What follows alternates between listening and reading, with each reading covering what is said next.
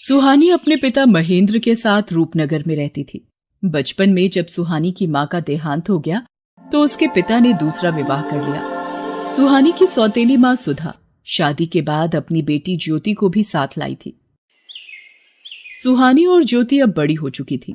सुहानी देखने में बहुत सुंदर थी। उसके लंबे काले और घने बाल उसकी सुंदरता में चार चांद लगा देते थे। ये देखकर सुधा सुहानी से बहुत ईर्ष्या करती थी। एक दिन, ज्योति, तुझे कितनी बार बोला है तू भी सुहानी जैसे सुंदर बालों वाली बन। देख उसके बाल कितने काले, लंबे और घने हैं। पता नहीं कितने महंगे महंगे इत्र और खुशबू वाली जड़ी बूटियां लाकर दी हुई हैं। पर तुझे घूमने से फुर्सत मिले तो तू बालों पर ध्यान देना। सुहानी को देख कितने सुंदर बाल है उसके। माँ, सुहानी के बाल बचपन से ही बहुत सुंदर हैं। मेरे बाल उसके जैसे नहीं है तो इसमें मेरी क्या गलती है? सुधा, सुहानी के लिए जो रिश्ते की बात की थी उन लोगों को सुहानी पसंद आ गई है। वो लोग अगले महीने ही विवाह के लिए बोल रहे हैं। मैं सुहानी को ये खुशखबरी बताकर आता हूँ। पिताजी, मैं आपको छोड़कर कहीं नहीं जाऊंगी। मुझे कोई विवाह नहीं करना। नहीं सुहानी बिटिया, हर कन्या के पिता को ये आस होती है कि उसकी पुत्री विवाह करके सकुशल अपनी ससुराल जाए। और फिर धर्मचंद जी जाने माने व्यापारी हैं, तो उनके पुत्र के साथ बहुत खुश रहेगी। और फिर सुहानी की शादी धर्मचंद जी के बेटे सुमेर चंद के साथ हो जाती है। सुहानी को अच्छा और पैसे वाला घर मिलता देख सुधा जलन से भर जाती है। मेरी पुत्री ज्योति का रिश्ता भी तो इतने बड़े सेठ के घर हो सकता था, पर इस सुहानी की वजह से ये संभव नहीं हो पाया। मैं भी देखती हूँ इसका विवाह इतने बड़े घराने में कैसे होता है। मेरी ये दवाई अपना असर दिखा देगी। सुहानी, जाओ जल्दी से स्नान कर लो, फिर विवाह के लिए तैयार भी होना है। हे भगवान, मेरे बाल कहाँ गए? मेरे सिर के तो सारे बाल गायब हो गए। ये कैसे हो गया? मैं गंजी हो गई। मेरे बाल कहाँ चले गए? पिताजी, पता नहीं, मैं नहाकर बाहर आई हूँ तो देखा मेरे सिर पर बाल नहीं है। पिताजी, अब मैं क्या करूँ? हे राम, ये क्या हो गया? तुम्हारे बालों से ही तो तुम्हारी सुंदरता थी, अब तुम गंजी हो गई हो। अब तो कोई भी तुमसे विवाह नहीं करेगा। ये सब क्या हो गया प्रभु? मेरी बेटी के साथ ऐसा क्यों हुआ? मेरी बेटी ने कभी किसी का बुरा नहीं चाहा, फिर उसको ही ये दुख क्यों मिला? सुहानी का रिश्ता टूट जाता है। महेंद्र भी सुहानी को लेकर अब बहुत दुखी रहने लगा था। सुहानी जब अपने पिता को दुखी देखती तो वो भी फूट फूट कर रो पड़ती थी। और ऐसा होते देख सुधा और ज्योति मन ही मन बहुत खुश होती थी। अब तो नगर के लोग भी जब सुहानी को देखते तो उसे गंजी कहकर उससे डर कर भाग जाते। अरे, ये गंजी लड़की कितनी बदसूरत दिखाई पड़ती है। हाँ बहन, इसे देखकर तो डर लग रहा है। चलो यहाँ से चलते हैं।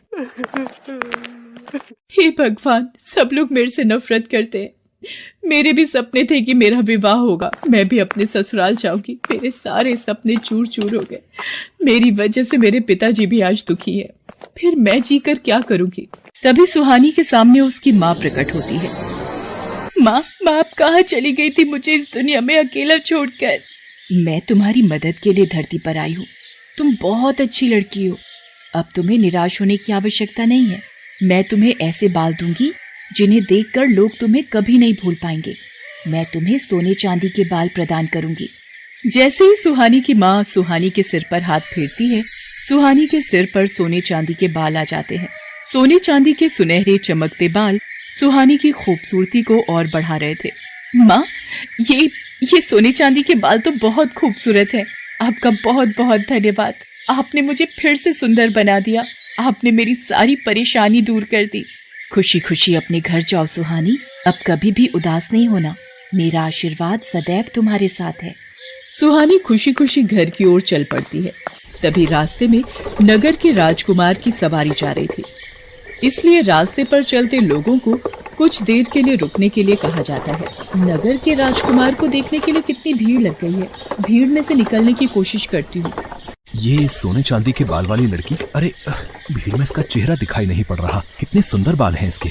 कहाँ गायब हो गई? हम रथ से उतर कर भी नहीं जा सकते। ओहो, कितने सुंदर बाल थे उसके। वो तो खुद भी कितनी खूबसूरत होगी। सुहानी घर पहुँचती है। मैं अपने बालों को इस दुपट्टे से ढक लेती हूँ, नहीं तो माँ ढेरों सवाल पूछ लेंगी। मैंने इसकी ऐसी हालत कर दी है कि इसे अपने गंजे सिर को छुपाना पड़ता है। माँ, तुमने बहुत सही किया इस सुहानी के बाल गायब करके। सुहानी अपने कमरे में आ जाती है। उधर राजकुमार सूरज सिंह सुहानी के ही ख्यालों में डूबा हुआ होता है। वो सुहानी को याद करते हुए एक तस्वीर बनाता है। राजकुमार सूरज सिंह, आपके स्वयंवर की सारी तैयारियां हो गई हैं। दूर दूर से राजकुमारियों के लिए संदेश भिजवाया गया है। पर ये तुम क्या बना रहे हो? बिना चेहरे की तस्वीर? पिताजी, ये तस्वीर उस लड़की की है जिसके सोने चांदी के बाल हैं, और मैंने निश्चय किया है कि मैं इसी लड़की से विवाह करूंगा। बस मुझे उसे ढूंढना है, और वो कहाँ मिलेगी मैं यही सोच रहा हूँ। पुत्र, सोने चांदी के बाल वाली लड़की सिर्फ कहानियों में होती है। तुम ऐसी लड़की कहाँ ढूंढोगे? ये जिद छोड़ दो। पिताजी, चाहे मुझे पूरे नगर में ऐलान ही क्यों ना करवाना पड़े, मुझे सोने चांदी के बाल वाली लड़की ढूंढनी है, और जिस लड़की के भी बाल सोने चांदी के होंगे मैं उसी से विवाह करूंगा। सेनापति जी, नगर में ढिंडोरा पिटवा दिया जाए। जिस लड़की के भी बाल सोने चांदी के हैं, हम उसी लड़की से विवाह करेंगे। राजकुमार के कहने पर नगर में ढिंढोरा पिटवा दिया जाता है। क्या राजकुमार सूरज सिंह उस लड़की से विवाह करेंगे जिसके बाल सोने चांदी के होंगे? मैं कल ही अपनी बेटी ज्योति के बालों में सोने और चांदी का पानी लगा दूंगी। राजकुमार को क्या पता लगेगा, और विवाह के बाद तो उन्हें ज्योति को स्वीकारना ही होगा। हाँ, ये ठीक रहेगा। सुधा की तरह ही नगर में बहुत सी औरतों ने जब ये बात सुनी तो उन्होंने अपनी लड़कियों के बालों में सोने और चांदी का पानी लगा दिया। अब तो नगर की बहुत सी लड़कियों के बाल सोने और चांदी के लगने लगे। ये देखकर सेनापति असमंजस में पड़ गया और वो राजकुमार सूरज सिंह के पास पहुंचा। राजकुमार सूरज सिंह जी, बहुत ही बड़ी समस्या आ गई है। नगर में जो भी लड़कियां विवाह योग्य हैं, उन सभी लड़कियों के बाल सोने और चांदी के प्रतीत हो रहे हैं। समझ में नहीं आ रहा है कि कौन सी लड़की है जिसके बाल सचमुच सोने चांदी के हैं। सच का पता लगाने के लिए मेरे पास एक उपाय है। नगर की सभी लड़कियों को राजमहल में बुलाया जाए। सेनापति नगर की सभी लड़कियों को राजमहल में आने का संदेशा देता है। ये लड़की कौन है? इसे भी महल में चलने का आदेश दो। सेनापति जी, पर ये तो गंजी है। सेनापति सुधा की बातों पर ध्यान नहीं देता और ज्योति के साथ साथ वो सुहानी को भी राजमहल ले जाता है। आप सबको मैंने इसलिए आमंत्रित किया है कि मैं अपने लिए उचित वधू ढूंढ सकूं, पर आप सबने ही अपने बाल सोने और चांदी के कर लिए। अब एक एक करके सभी कन्याएं इस फव्वारे के नीचे खड़ी होंगी और बालों की सच्चाई सामने आ जाएगी। ये क्या हो रहा है? अब तो ज्योति की सच्चाई राजकुमार के सामने आ जाएगी कि इसके बालों में सोने चांदी का पानी चढ़ा हुआ है। एक एक करके सभी लड़कियां फव्वारे के नीचे खड़ी होती हैं और उनके बाल धुलकर पहले जैसे हो जाते हैं। बस ये आखिरी लड़की रह गई है राजकुमार, इसे भी फव्वारे के नीचे खड़ा करना है। पर ये तो गंजी है, इसके बाल तो मैंने हो, ये मैं क्या बोलने जा रही थी। इनमें से तो कोई भी लड़की सोने चांदी के बाल वाली नहीं निकली। पता नहीं वो कौन थी। बस ये आखिरी उम्मीद रह गई है।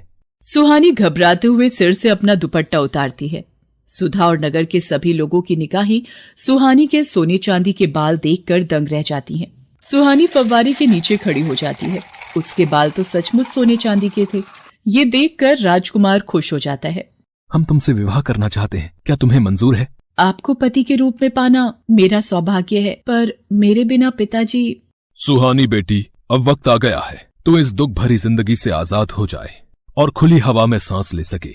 तुझे जीवन में बहुत दुख मिले हैं, पर अब राजकुमार सूरज सिंह के साथ विवाह करके तुम बहुत खुश रहोगी। सदा खुश रहो मेरी बच्ची। सुहानी को उसकी अच्छाई का फल मिल जाता है और राजकुमार सूरज सिंह के साथ उसका विवाह संपन्न हो जाता है और सुधा अपने हाथ मलती रह जाती है।